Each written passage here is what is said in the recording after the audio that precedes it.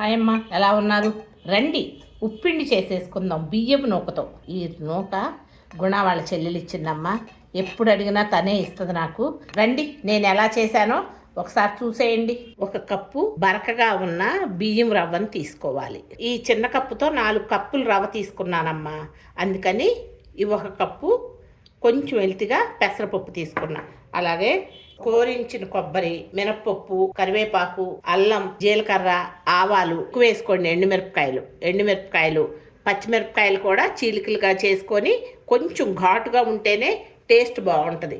కొంచెం నూనె కూడా ఎక్కువ పడుతుంది. 1 కప్పు రవ్వకి 2.5 కప్పులు నీళ్లు తీసుకున్నాను. సరిపోతాయమ్మ. సరిపోతుందా? రవ్వ ఇంత లావుగా ఉంది అనుకోవద్దు, సరిపోతుంది. నేను చేసిన విధానంగా ఒకసారి చేసి చూడండి. మీకు తెలిసి ఉండొచ్చు, అమ్మమ్మలో చెప్పి, నానమ్మలో చెప్పి ఉండొచ్చు. కానీ నేను మా అత్తగారి స్టైల్లో నేను చేస్తున్నాను. మా అత్తగారికి వాళ్ళ అత్తగారు చెప్పారంట, ఆ స్టైల్లో ఈ ఉప్పిండిని చేస్తున్నాను. చూడండి ఒకసారి. చూడండి, బియ్యం నూక ఎలా తయారు చేసుకోవాలి. మందపాటి పాత్ర తీసుకోండి అమ్మా. దాంట్లో సగం నూనె సగం నెయ్యి వేయాలి. నేను కొంచెం నూనె వేశాను, అలాగే కొంచెం నెయ్యి కూడా వేస్తున్నా. తిరగమాత వేద్దామమ్మా. ఈ ఉప్పిండికి జీలకర్ర, ఆవాలు, మినపప్పు, ఎండుమిర్చి, పచ్చిమిర్చి వేసి ఒకసారి తిప్పడం. ఇలా వేగుతున్నప్పుడే పెసరపప్పును కూడా వేసేయండి.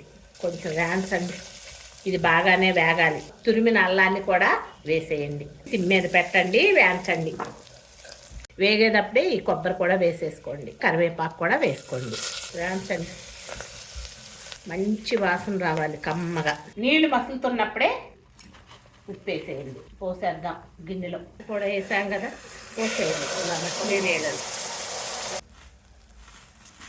చూడండి, వెంటనే ఇలా పొంగు రావాలి. ఉప్పు చూసుకోండి, నాకు సరిపోయింది. సిమ్ మీద పెట్టండి, ఇంకా కలపకూడదు. రవ్వ వేసేసాను, సిమ్ మీద పెట్టాను, మూత పెట్టేసా, అంతే. చూడండి, కింద కొంచెం అడిగంటినట్టు అవ్వాలి, అందుకని సిమ్ మీద పెట్టి వదిలేయాలి. కొబ్బరి పైకి తేలింది. రవ్వ కూడా చూడండి ఉడికిపోయింది, కనిపిస్తుంది కదా. అట్లా ఉడుకుతుందమ్మా.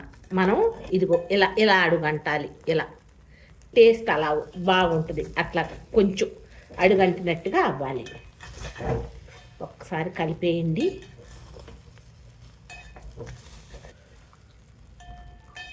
చివరిలో ఇంకొక 1/2 స్పూను నెయ్యి వడ్డించుకోండి. ఒకసారి తిప్పేసి చూడండి, పొడి పొడిలాడతా ఉప్పిండి రెడీ. పాతకాలం నుంచి కూడానమ్మా మనకు ఉప్మా రవ్వలు లేవు కదా, ఈ ఉప్పిండి కాంబినేషను మామిడికాయ పచ్చడి. ఇప్పుడు మటన్ పులుసు బాగుంటుంది, చికెన్ పులుసు బాగుంటుంది.